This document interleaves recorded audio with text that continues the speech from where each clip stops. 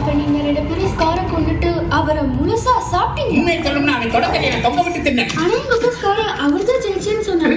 அப்படி சொன்னா ஆனா ஒண்ணு உங்க அப்பா இருக்கானே ஒரு அந்த புழுகை. அவன் ஒரு ஆகாச புழுகை தெரியுமா? பயமா இருக்கு. அப்பா அம்மா கிட்ட போகணும். பயப்படக்கூடாது. வேணும்னா மாமா ஒரு கானா பாட்டு எடுத்து வர்றேன், கேக்குறியா?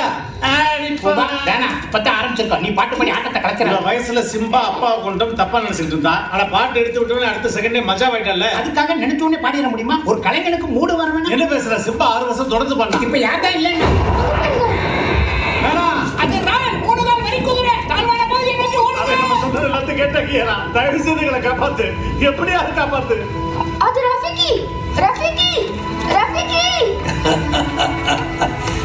குட்டி நான் வந்துட்டல்ல, பயப்படாத. அப்பா அம்மா விட்டுட்டு போயிட்டாங்க.